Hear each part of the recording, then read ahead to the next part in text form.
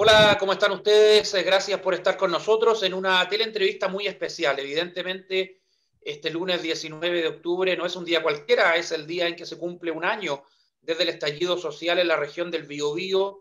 Se complementa con lo que fue este domingo la conmemoración del 18 de octubre, donde comenzaron las protestas en nuestro país por un Chile mejor, manifestaciones en su gran mayoría pacíficas, pero que también han tenido lo otro, lo lamentable, lo de la violencia, bueno, parte de un fenómeno que no se veía en Chile desde el retorno a la democracia, desde la dictadura, que no veíamos un fenómeno de convulsión social de esta envergadura. Pero todo esto tiene muchas variables, tiene muchos cauces, y vamos a hacer un balance, vamos a comentar lo que ha sucedido en el presente y también hace un año atrás en adelante con lo que ha sido este estallido social. Nos acompañan Francisca Rubio, vocera de la Mesa de Unidad Social Biobío. Francisca, ¿cómo está? Gracias por conversar con nosotros. Gracias por invitarnos. Gracias. También está con nosotros Ana Albornoz, abogada y vocera de la Plurisindical Biobío. Ana, bienvenida. Muchas gracias, Francisco. Un honor estar aquí. Nos acompañan también en esta conversación Juan Marcos Godoy, presidente de la Coordinadora Evangélica del Biobío. Juan Marcos, bienvenido al programa. Gracias, Francisco. Y cierra nuestro panel don Robert Contreras, abogado, ex gobernador de la provincia de Concepción. Robert, bienvenido. ¿Qué tal? Muy buenas tardes, muchas gracias por la invitación y poder participar de este panel tan ameno con el objetivo de poder informar a la comunidad. A ver, comencemos de inmediato, Francisca Rubio. Ha pasado un año desde el inicio de las protestas masivas en Chile. ¿Es una fecha para celebrar? ¿Se han conseguido cosas importantes o estamos en la mitad del camino? Bueno, un saludo a toda, a Ana, un gusto, y a los otros panelistas. Bueno, nosotras y nosotros desde Unidad Social Biobío entendemos que el 18 de octubre del 2019 fue simplemente la reacción acumulada de años y años de desigualdades, de violencia, con sueldos muy miserables, con una educación que no daba acceso y no cubría las necesidades, con una salud que nos tenía con listas de espera donde se moría gente. Por lo tanto, el que hoy día o el que ayer domingo se cumpliera un año, más que nada nos tiene que recordar que no hemos conseguido el cambio que necesitamos, que es realmente cambiar el modelo neoliberal. Nosotros desde la Unidad Social Biobío estamos llamando a que el próximo paso es el plebiscito del 25 de octubre, donde se abre el proceso de cambio. No queremos celebrar porque hay muertos, hay mutilados, hay gente que fue torturada, hay mujeres que sufrieron demasiada violencia, por lo tanto no es una celebración. Sí, que no se nos olvide que en ese camino que llevamos ya de un año, hay mucha gente que peleó y sigue peleando y luchando por estos cambios con pasión. El movimiento es espontáneo, no hay una dirección clara, por lo tanto hay que seguir informando, hay que seguir educando, porque de esa manera podemos participar, seguir en paz y en un proceso democrático con elementos democráticos como es un plebiscito. Sí, vamos a ahondar, por supuesto, con detalle en el programa. Le quiero preguntar al pastor Juan Marcos Godoy. Evidentemente, no podemos mantenernos al margen de lo que fue este domingo la quema de 2 templos cristianos en la región metropolitana. También quiero que me dé su parecer en general de este estallido social, pero que también me comente, más allá de ser evangélico y de que estos templos fueran católicos, se ataca la espiritualidad de las personas y esto ha generado un rechazo transversal. ¿Cómo ve esa situación que ocurrió en Santiago, pastor? Bueno, lo primero, Francisco, que señalo en esta hora es que el pueblo evangélico en general, especialmente la entidad que yo represento, que son grupos pastorales de toda la región del Biobío, estamos de acuerdo con las demandas sociales, especialmente porque la iglesia evangélica nace de los estratos pobres, se desarrolla y somos aproximadamente el 20% de la población. Nosotros estamos ahí en las poblaciones, en las calles, estamos con los drogadictos. Si hay alguien que, entre otros grupos, conoce lo que es la pobreza y los marginados, somos los evangélicos, especialmente aquí del sector del Biobío. Pero a la vez también condenamos y no estamos de acuerdo con la violencia. Como dice por ahí este pastor profeta social Martin Luther King, al señalar que la violencia crea más problemas sociales que los que resuelve. y como dijo por ahí también un filósofo, la violencia es la última arma del incompetente, que no tiene la capacidad de poder defender sus puntos con palabras, con ideas. Condenamos completamente la quema de los templos, no importa si son musulmanes, si son evangélicos, son católicos, son testigos de Jehová. Eso no corresponde porque debemos respetar la libertad de conciencia de los individuos. Totalmente reprochable, de acuerdo con las demandas sociales, pero totalmente repudiamos la quema de cualquier templo, aunque no sea evangélico. Ana Albornoz, ¿qué balance haces del primer año del estallido social? Bueno, en realidad, Francisco, yo creo que el estallido social se provocó porque realmente la ciudadanía no tenía confianza ni en las instituciones ni en las élites políticas. Entonces, por lo tanto, los ciudadanos, el pueblo de Chile sentía que no tenía ningún nivel de interacción o ningún nivel de participación en las decisiones que se tomaban. Y sentía que esta élite política y estas instituciones estaban muy alejados de proponer políticas públicas que tuvieran que tener relación con sus necesidades.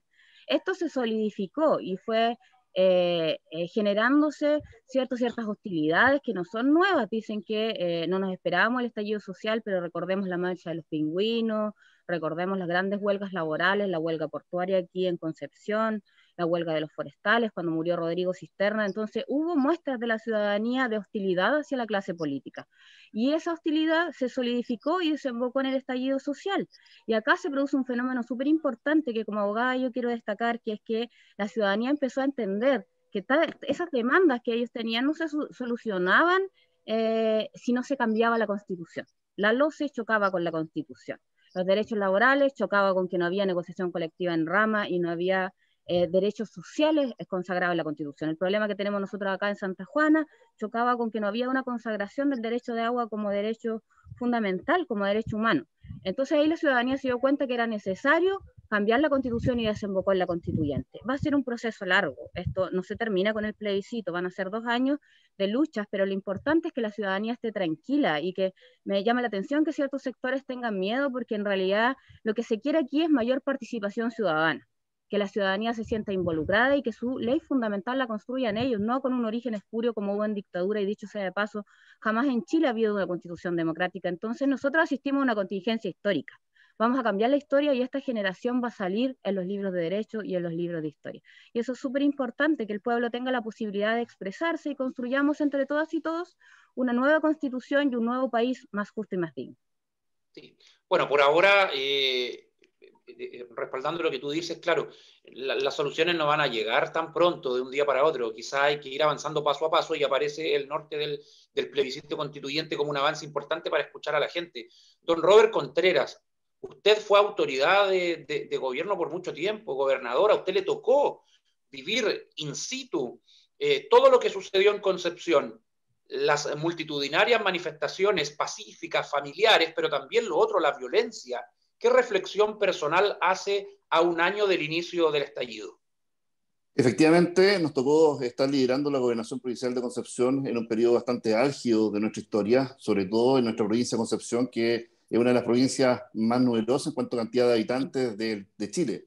Y en este sentido, rechazamos absolutamente los niveles de violencia que ocurrieron en nuestra zona, sobre todo que afectaron a una gran cantidad de personas, tanto del comercio como personas comunes y corrientes, como las personas que vivían en el sector de la remodelación Paicaí, por ejemplo. Estas situaciones que se vivieron con manifestaciones pacíficas que fueron multitudinarias y aplaudimos entre todos, porque las demandas sociales, como bien dicen algunos panelistas, son demandas que vienen de muchos años. Recordemos que los gobiernos que posteriormente al inicio de la democracia, después del gobierno militar, estuvieron gobernando nuestro país, eran gobiernos de la nueva mayoría o de la concertación, donde ellos profundizaron el modelo, donde ellos profundizaron toda la toma de decisiones respecto a en este caso, la venta de activos del Estado a empresas privadas. Y en ese sentido, el modelo fue básicamente con el objetivo de poder proyectar a nuestro país en crecimiento. Hoy día quizás hay que hacer un cambio, de una reflexión, una modificación, pero no eliminar todo lo que se ha construido. Eliminar todo lo que se ha construido significa echar por tierra la construcción de un país que efectivamente ha liderado a nivel internacional este sistema económico. Hoy día el sistema económico puede en algunos momentos ser injusto, claro. Yo lo digo como hijo de trabajador. Recuerden que soy hijo de un ferroviario. Y en este sentido pude llegar a la universidad, pude ser primera generación también que está estudiando, que estudió en la universidad, y en este sentido no hay que demonizar todo lo que se ha construido. Hoy día son grupos antisistémicos, grupos radicalizados que han destruido y han causado daño ayer, como lo vimos en Santiago, y anteriormente como lo vimos acá también en nuestra zona. Y eso, evidentemente, no es responsabilidad de las personas que se están manifestando de manera pacífica. Evidentemente, todo incendio, todo hecho como un saqueo es grave, pero es mucho más complejo y triste cuando se ataca la espiritualidad de las personas, como en el caso de la iglesia. Absolutamente. Atacar la idiosincrasia de las personas, su espiritualidad, su religión, evidentemente es un hecho totalmente repudiable y condenable, y que esperamos que la justicia se haga cargo absolutamente. Atacar lo que es el culto de las personas, atacar la violencia inusitada que han tenido templos evangélicos, por ejemplo, en el sur de nuestro país, hoy día o ayer, lo que ocurrió en Santiago en estas 2 iglesias quemadas, es algo que se debe condenar absolutamente, que no puede volver a ocurrir. Los chilenos tenemos que tomar conciencia que la democracia la construimos entre todos, no un sector X o un sector Z. Francisca, cuando tú hablas de cambiar el modelo, bueno, ya lo hemos conversado en reiteradas ocasiones, ¿hacia dónde apuntas? Y si bastará con la nueva Constitución o no, porque hay quienes piensan que la nueva Carta Magna lo va a solucionar todo, pero si uno examina en detalle los cambios que requiere el país, no todo va a estar en la Constitución, va a ser un marco importante, pero ¿cómo hacerlo para justamente ir avanzando en una estructura nueva para el país? Bueno, yo creo que hay que partir de una claridad potente que tenemos y es lo que no queremos que vuelva a pasar, ¿ya? Puede que no tengamos la claridad hacia adelante, porque eso sería ser adivino, pitonizo, y eso no existe. De alguna manera, nosotras, sobre todo las mujeres, sabemos lo que no queremos de aquí en adelante y eso nos da un marco de trabajo. Obviamente, hoy día tenemos la posibilidad histórica de encontrarnos con sectores religiosos, con sectores de inmigrantes, con sectores de pueblos indígenas, con sectores de disidencias sexuales, donde vamos a poder conocer y entender y llegar a un acuerdo de qué es lo que realmente nosotras, nosotros y ellas quieren. Hay que tener claro que aquí no se parte de una hoja en blanco, se va a respetar que son las cláusulas pétreas, ¿cierto? Que Chile va a seguir siendo un país democrático y republicano, que va a haber un respeto por los acuerdos internacionales y un asunto de unas sentencias ejecutorias que también ya son una base.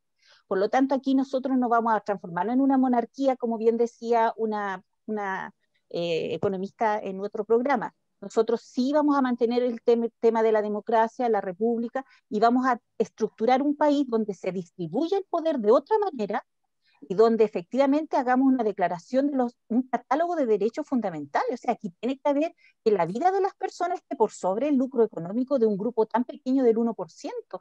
No puede ser que se llenen los espacios comunicacionales con medidas para el empleo, siendo que somos las mismas trabajadoras y trabajadores que tenemos que sacar de nuestros ahorros, y siendo que el Estado tiene fondos para emergencia, o este gran FOGAPE que solamente entregó dinero a quienes cumplían requisitos y no a los más pequeños. Entonces, tenemos que distribuir las cosas de otra manera porque no están bien. Ya aquí hay un grupo económico que es el que se luce afuera. No somos las ciudadanas, los ciudadanos los que estamos en estos rankings internacionales. ¿Ah? ¿Pero qué significa? Y cuando uno habla de espiritualidad, tenemos que decir que también nosotros no solo buscamos la espiritualidad, también queremos la dignidad de las personas. Yo creo que el marco tiene que ser más integral.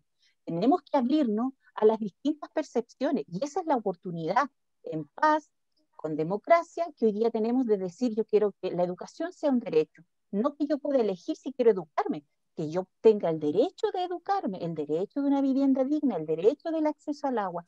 Eso es lo que ya sabemos que necesitamos. La pandemia nos dejó, o sea, gente que no tenía agua, tenían que lavarse cuántas veces las manos, o que en una casa viven 4 familias y tenían que estar en aislamiento, y nos salen una encuesta de percepción de los directores de la élite que creen que aquí no hay pobres.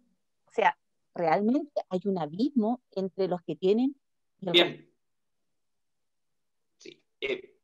Ana, te pregunto a ti, ¿cómo avanzamos no sé si en un cambio o reforma del sistema? Porque, Francisca, la verdad es que se habla mucho del sistema capitalista, pero incluso China, que es un gobierno cerrado, autoritario, donde no hay democracia, está gobernado por el Partido Comunista, en Cuba también, y otros países que hasta hace 20, 30 años atrás hablaban del socialismo, de una economía centralizada, y sin embargo ahora, bueno, el caso cubano es una excepción, pero en el caso chino, de Vietnam, aceptan el capitalismo, aceptan el libre comercio, pero le colocan un componente ahí de mayor equilibrio. ¿Cómo avanzar en el caso de Chile?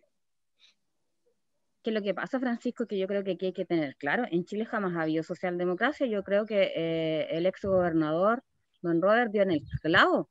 Acá la dictadura instauró un modelo capitalismo per ultranza. De hecho, para mí, ellos son los extremistas. El modelo capitalista de Chile es extremo. Entonces, cuando llegó la concertación, se le maquilló ese modelo, pero se profundizaron incluso algunos aspectos. Te digo yo como abogada sindicalista que hubo menos negociaciones sindicales en el gobierno, el segundo gobierno de Bachelet, que en el gobierno de la dictadura. Entonces ellos se compartieron el poder en este duopolio todo este tiempo, pero con este modelo capitalista a ultranza en el orden económico.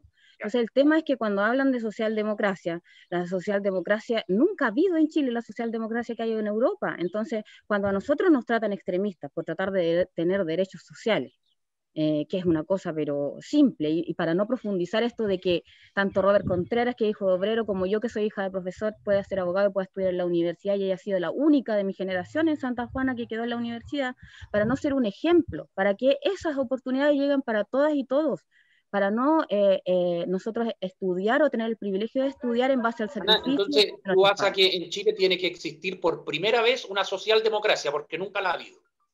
No necesariamente, yo creo que lo que tiene que existir en Chile, Francisco, y en eso tengo que poner el acento, es que haya una constitución generada por toda la sociedad. Entonces, no nos pueden imponer a nosotros el neoliberalismo a ultranza que hay, esta ultraderecha. Tampoco nos pueden imponer a nosotros una u otra tesis. Nosotros lo que queremos, si bien es cierto yo soy de izquierda, pero lo que queremos es abrir la constitución a la sociedad, que tengan cabida el pueblo cristiano, que tenga cabida las mujeres, que no hemos tenido cabida en otros aspectos y que por eso hay paridad también, que tengan cabida los pueblos originarios, que de todas las opiniones se establezca una constitución que sea el traje a la medida de esta sociedad, porque ahora la constitución que tenemos es el traje a la medida de las élites y de unos pocos privilegiados. Nosotros queremos que el pueblo de Chile se sienta cómodo con su traje. Esa es una constitución como nos enseñaban los profesores de Derecho. Y para eso es necesario que la constitución sea democrática. No hay que tener miedo. En Chile siempre ha habido respeto. En Chile siempre ha habido confianza en las instituciones. Lo que pasó fue que este extremismo radical de los Chicago Boys, este neoliberalismo, reventó el país. Y hoy estamos todos endeudados, estamos todos saturados, sin confianza en las instituciones, y es por esto que tenemos que devolverle a nuestra sociedad la democracia. Y para eso tenemos que estar y participar todos en este proceso constituyente con confianza en el pueblo chileno, con confianza en que vamos a tener, como te decía antes, este traje a la medida de todas y todos. Escuchar todas las posturas y sacar las mejores conclusiones. Juan Marco Godoy, en el mundo evangélico, ¿reciben como un avance el hecho de que en Chile se esté conversando de temas que hace un tiempo atrás no se tocaban, eran difíciles, estábamos en plena transición? ¿O te parece que esto genera incertidumbre en el mundo evangélico? Bueno, una pregunta bastante profunda y bien larga de responder, pero voy a tratar de ver un poco de reducir. Al mundo evangélico no le complica el dialogar. De hecho, la teología protestante es una teología que conversa, es una teología que habla de la libertad de conciencia, es una teología que respeta a las personas, las dignifica, las levanta. Lo que al mundo evangélico, yo quiero hablar de lo que yo represento porque no pretendo representar todo el mundo evangélico, eso sería una utopía. El mundo evangélico es muy grande para que una sola persona lo represente, pero en el caso de lo que yo represento con libertad de poder hablar, nos preocupa este tema de lo que está generando este contexto. Dialogar, conversar, ningún problema, pero este grado extremo de violencia nos preocupa, y nos preocupa esto de hacer una constitución de partir de casi cero. Estamos de acuerdo que de 0 a 0 no se puede, pero casi cero nos preocupa porque ocurre de que uno nos preocupa porque si estamos de acuerdo, por ejemplo, Francisco, permíteme un poco argumentar esta parte, que la economía de mercado que tenemos actualmente es horrorosa, es una economía sin rostro, no tiene misericordia.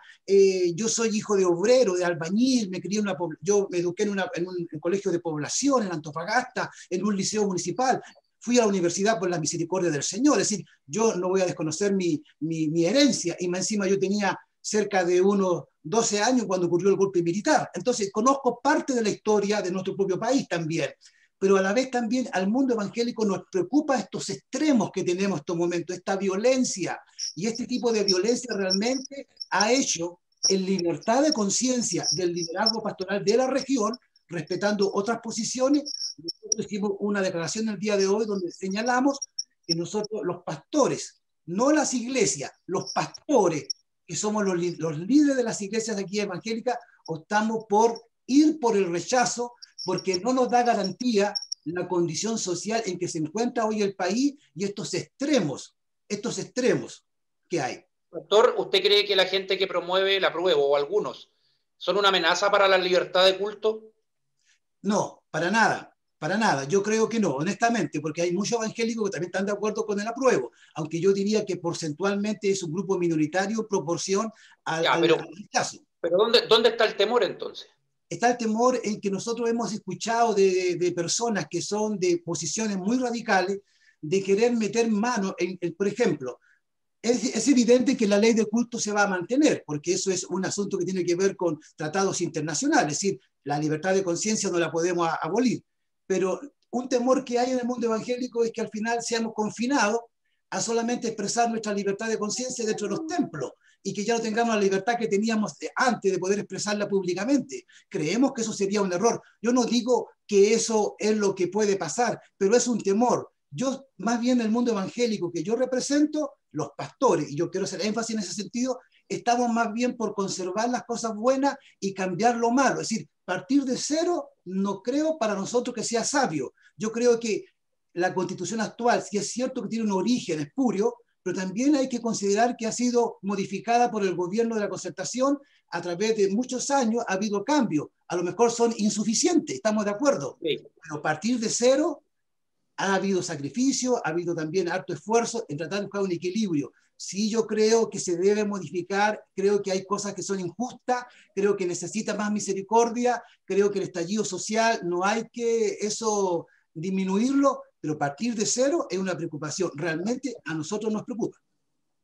Robert Contreras, usted lo dijo minutos atrás, el sistema neoliberal, bueno, no fue modificado por la Concertación, lo profundizaron. Chile es el país que tiene más tratados de libre comercio en el mundo, pero al parecer esto tiene que ver con una conciencia histórica de los chilenos de gobierno tras gobierno, ya sea del color que sea, manejarse en términos de economía abierta. En el año 1929 la economía chilena fue la más golpeada por la crisis internacional, o sea, eso dice algo. No es una cuestión al parecer de los últimos 30, 40 años, pero sí de esta apertura a ultranza que sí trajeron los Chicago Boys en el periodo de la dictadura. ¿Le parecen un poco populistas, no objetivas las críticas que se hacen con el sistema capitalista, Robert? Mira, yo en este sentido quiero señalar que el mundo vive un proceso de globalización, y en este proceso de globalización Chile no puede estar exento de lo que se hace a nivel internacional. Los tratados de libre comercio evidentemente han traído un beneficio económico al país que a lo mejor no ha llegado generalmente a toda la comunidad. Pero si sacamos estadísticamente lo que es Chile a nivel sudamericano, lo que es Chile a nivel incluso con algunos países comparados a nivel internacional, Chile ha mejorado mucho su calidad de vida, mucho también su nivel educacional. Recordemos que la prueba PISA nos tiene un ranking bastante bien posicionado a nivel internacional. Eso evidentemente puede ser mejorable, puede ser perfectible. Pero eso, Robert, es gracias al modelo. Ayuda también al modelo, efectivamente, porque hay una competencia al interior de cada uno de los establecimientos educacionales y hay también una competencia interna. Ahora, la competencia per se no es buena. La competencia con un objetivo futuro para mejorar la calidad de vida de las personas, la calidad de vida de nuestros hijos, evidentemente es indispensable. Pero nada justifica la violencia. En democracia, la violencia debe ser erradicada absolutamente, porque lo único que produce es caos, crea incertidumbre jurídica, crea también incertidumbre a las personas laboralmente. Hoy día tenemos muchas personas que han sido golpeadas por la violencia en el centro de Concepción y en otras comunas, como asimismo por la pandemia. Y en este sentido, más de 225.000 millones de pesos costó efectivamente todos los daños producidos por el 18 de octubre en adelante. Y esa situación no puede volver a ocurrir. Recordemos, algo tan simple como un semáforo destruido para las personas con discapacidad auditiva o con las personas con discapacidad visual. Un semáforo que traía beneficios para esas personas no puede ser utilizado por varios meses porque personas sin razonamiento y sin objetivos claros, más que solamente destruir el modelo, causaron ese daño. Y eso, evidentemente, toda la comunidad no lo puede aceptar. Acá lo que tenemos que buscar es crecer con dignidad, siempre con respeto por los demás y siempre con respeto por los derechos humanos. Los derechos humanos están consagrados por la Carta Internacional de los Derechos Humanos de las Naciones Unidas. Disculpa, Francisco. Y en este sentido, lo que tenemos que buscar es que ese modelo se respete aquí como en todo el mundo. Brevemente, para usted la Constitución actual, ¿es la de 1980 o la del 2005?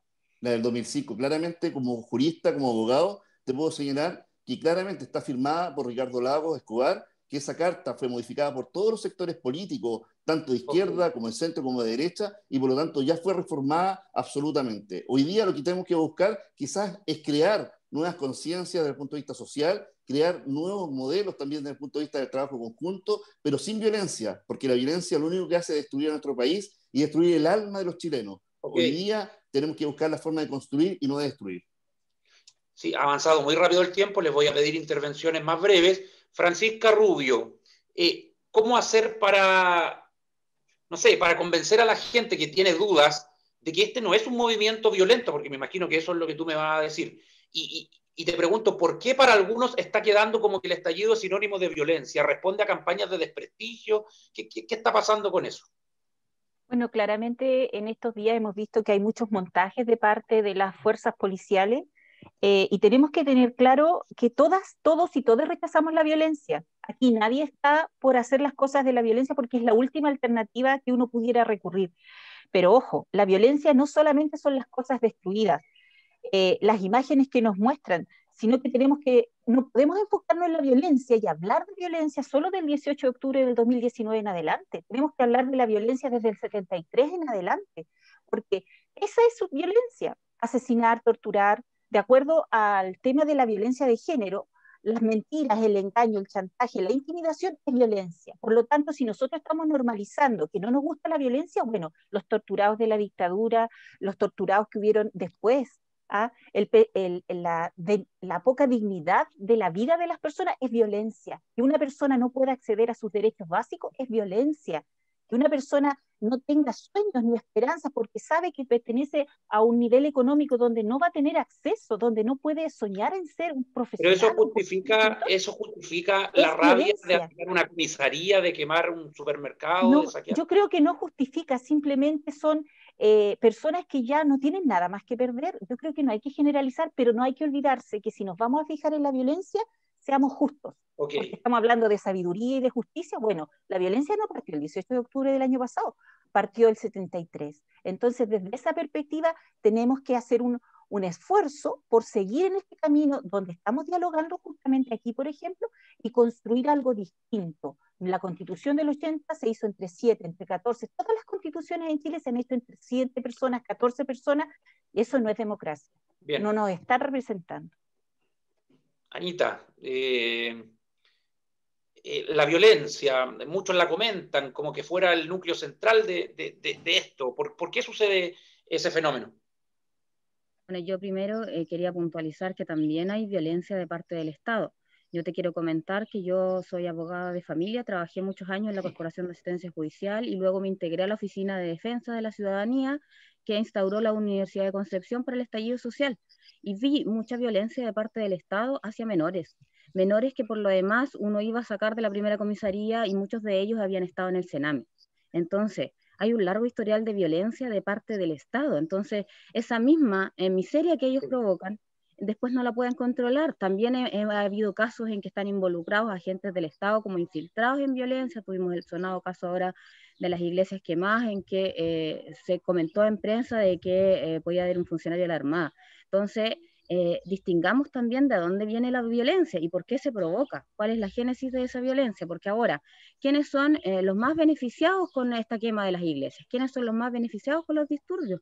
Los que detentan la opción del rechazo, y ellos son la gente que se reparte el poder en este país, las grandes élites. Entonces, El tema es que también lo miremos críticamente y pensemos de que efectivamente la violencia que se genera en las manifestaciones no viene de parte de los sindicatos, no viene de parte de los partidos políticos que no firmaron este acuerdo por la paz, no viene de parte de las organizaciones civiles ni de la ciudadanía.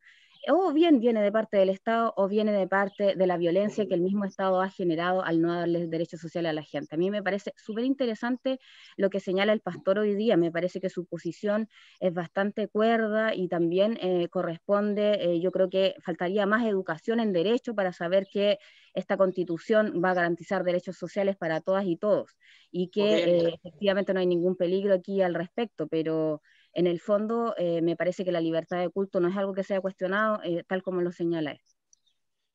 Don Robert Contreras, usted fue jefe político, administrativo de Carabineros de la PDI en el periodo en que fue gobernador de Concepción.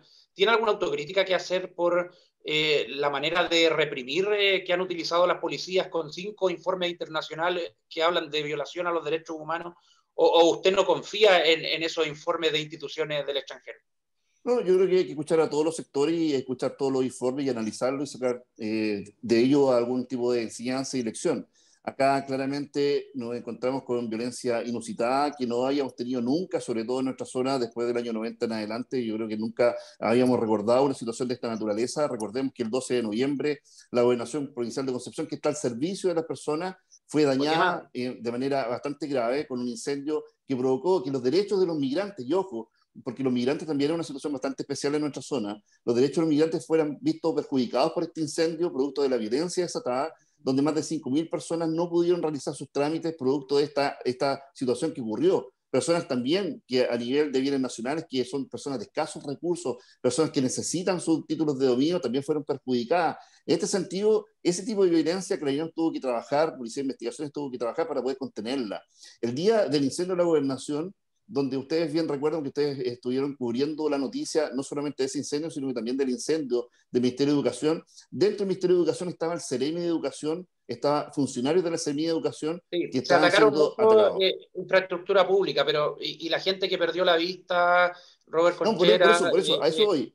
los abusos policiales, las golpizas, ¿qué le dice eso?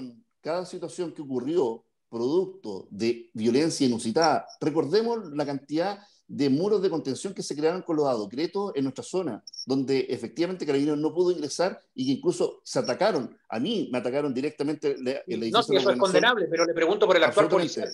Por eso, contra eso tenía que enfrentarse Carabineros, contra ese tipo de violencia, donde tuvimos que tomar la decisión de sacar al Ceremi de Educación. ¿Y se enfrentó de buena forma? Para que no se quemara. Se trató de hacer siempre bajo el criterio del prima jurídico y el Estado de Derecho. Si hay situaciones, y hubo situaciones donde efectivamente ocurrieron cosas que son repudiables absolutamente, la justicia, la fiscalía, el juzgado de garantía o los tribunales de justicia tienen que sancionar y determinar. Pero acá se pidió siempre que se actuara de acuerdo al protocolo con el objeto de poder evitar cualquier daño a las personas. Recordar que durante los meses de fines de noviembre y parte de diciembre, Carabineros no usó ni siquiera agentes químicos para disuadir, solamente el carro lanzagua, y contra esa violencia que tenía que enfrentar Carabineros, los disuasivos fueron menores, producto de lo que resolvió la Corte de Apelaciones. Se nos va a acabar el tiempo de la aplicación. Muy breve, don Juan Marcos Godoy, ¿cómo poder ir canalizando este fervor de la gente por cambios sociales ahora que viene el plebiscito y que todo esto tenga un hilo conductor de buena manera y pacífico para terminar?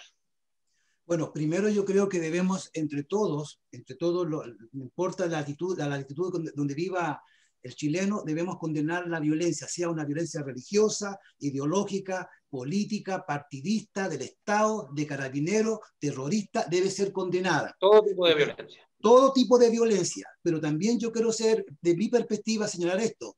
El mundo evangélico está muy preocupado por Carabineros y estamos orando por Carabineros, porque dentro de la fila de Carabineros hay jóvenes de 20 años, 25 años, que han sido maltratados, que han sido golpeados. Y yo me pregunto, ¿y qué pasa con la violencia hacia Carabineros? ¿Por qué? Porque, mire la frase de Martin Luther King que dice, me preocupa el silencio de los buenos, de los que no hablan. Si la violencia debe condenarse de donde sea, ya sea por un templo que se ha quemado, sea por un carabinero que es golpeado o por alguien que pierda un ojo. La violencia no puede justificarse. Ya, se entendió. Todo tipo de violencia como base para después seguir conversando. Nos quedan 25 segundos. Gracias Francisca Rubio, gracias Ana Albornoz, gracias Juan Marco Godoy y gracias Robert Contreras. Que les vaya muy bien y un abrazo a la distancia. Muchas gracias y gracias por la invitación.